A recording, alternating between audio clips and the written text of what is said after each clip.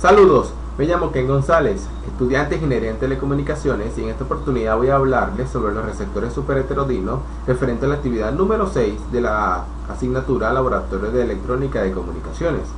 Como punto muy importante de esta exposición, debemos definir qué es un receptor superheterodino, el cual en electrónica es un receptor superheterodino. Este es un receptor de ondas de radio que utiliza un proceso de mezcla de frecuencias o heterodinación para convertir la señal recibida en una frecuencia intermedia fija, que puede ser más conveniente elaborada, o sea, filtrada y amplificada, que la frecuencia de radio de la portadora original. Prácticamente todos los receptores modernos de radio y televisión utilizan el principio de superheterodino.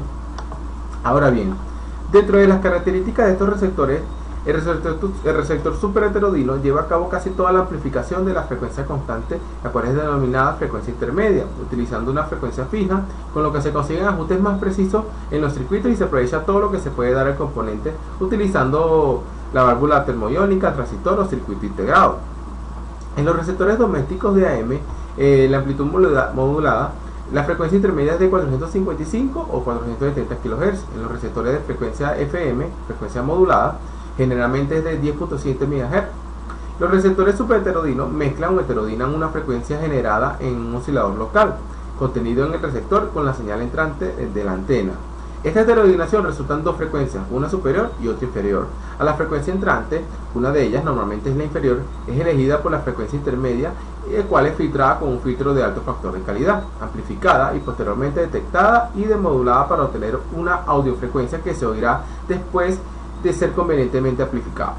Además, a través de un altavoz, siendo este un parlante, el usuario sintoniza el receptor mediante el ajuste de la frecuencia del oscilador local y la sintonización de las señales entrantes. En la mayoría de los receptores, estos se ajustan y se realizan de forma simultánea, actuando sobre un capacitor variable en dos secciones de un tándem.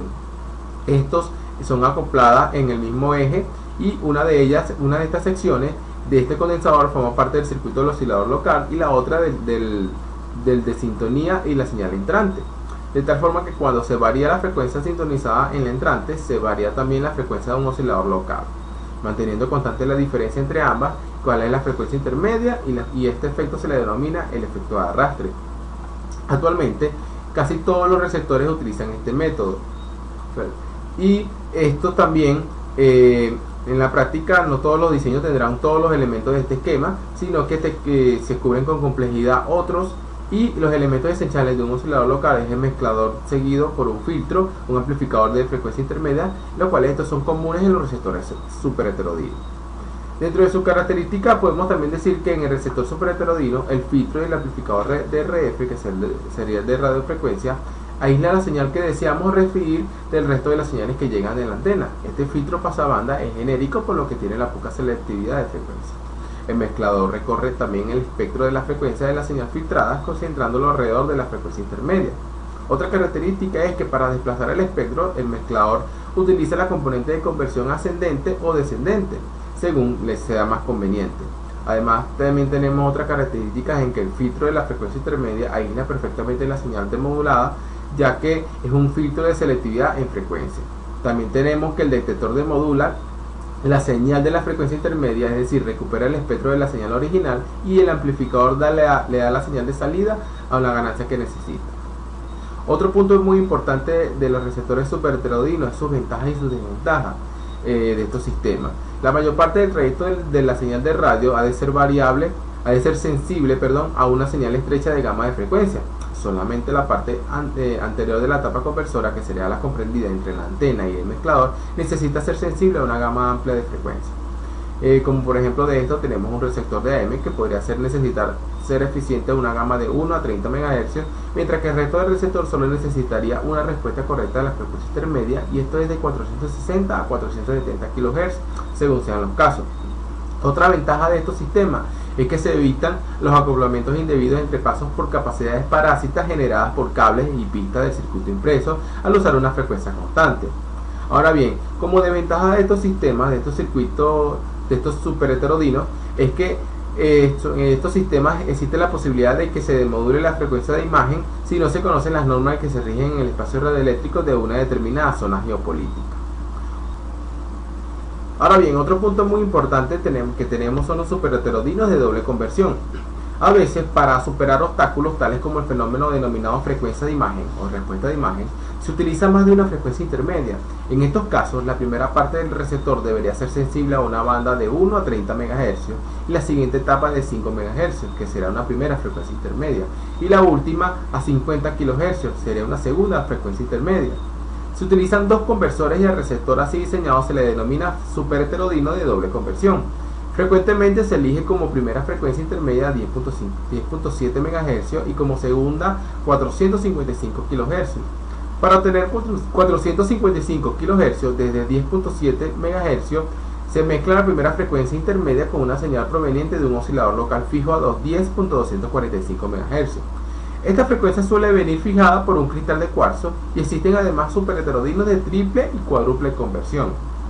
Otro punto muy importante que tenemos son las frecuencias de imagen. Pongamos un ejemplo, que si la frecuencia intermedia en un superheterodino fuera de 175 kHz y estuviera sintonizada a una frecuencia de 600 kHz, el oscilador estaría trabajando a una frecuencia de 775 kHz. Pero si otra emisora potente transmite una frecuencia de 950 kHz, la diferencia de esta emisora con respecto a la frecuencia del oscilador local también sería de 175 kHz, que corresponde a una frecuencia intermedia. Si existe un máximo grado de selectividad, las dos emisoras que se escucharían al mismo tiempo. También lo contrario de esta es que a esta señal no deseada se le denomina frecuencia de imagen. ¿Cómo es posible que esto suceda si existe una diferencia entre las frecuencias de las emisoras? Esto sucede por dos razones. La primera es que estas ambas emisoras son locales y la segunda es que las dimensiones de la antena también varían.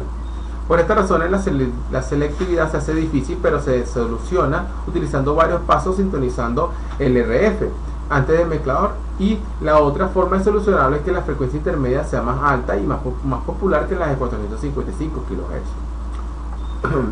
Otro punto muy importante que tenemos es el oscilador local, el cual el oscilador local está sujeto a varios factores que pueden afectar su eficiencia. Como por ejemplo, el oscilador local debe ser capaz de proporcionar el voltaje suficiente al mezclador para todas las frecuencias que cubre el receptor y por supuesto mantener al mínimo la generación de armónicas. La producción de armónicas se controla con el uso del blindaje en el oscilador. El acoplamiento de la RF del oscilador puede hacerse por medio de electromagnéticos, electrostáticos o bien electrónicos. También el acoplamiento electromagnético por medio de bobinas, acoplamiento electrostático por medio de capacitores y acoplamiento electrónico internamente dentro del transistor o tubo cuando se usa un solo componente como oscilador o mezclador. La frecuencia del oscilador siempre es alta, ya que la señal entrante, si se analiza una banda común de AM que está determinada entre 530 y 1600, la frecuencia del oscilador tendría una variación entre 985 y 2055 kHz. También se toma en cuenta que la frecuencia intermedia sea de 455 kHz y la frecuencia de los dos circuitos se ajusta cambiando la capacidad de los capacitores variables con un control único, que movamos simultáneamente todos los capacitores variables sintonizando así el amplificador de RF y el oscilador local de tal forma que siempre la frecuencia intermedia sea de 455 kHz. Ahora también tenemos que los amplificadores de frecuencia intermedia. Estos amplificadores de frecuencia intermedia consisten en amplificar una banda de frecuencias de un ancho de 10 kHz a 5 kHz a cada lado de la frecuencia intermedia normal. Esto quiere decir que si la frecuencia intermedia es de 455, las frecuencias que deben pasar por este rango serán de 450 y 460. Si no fuese así, la calidad de la reproducción se vería afectada y determinando este ancho de banda debido a que las emisoras transmiten a ese ancho que sería de 10 kHz.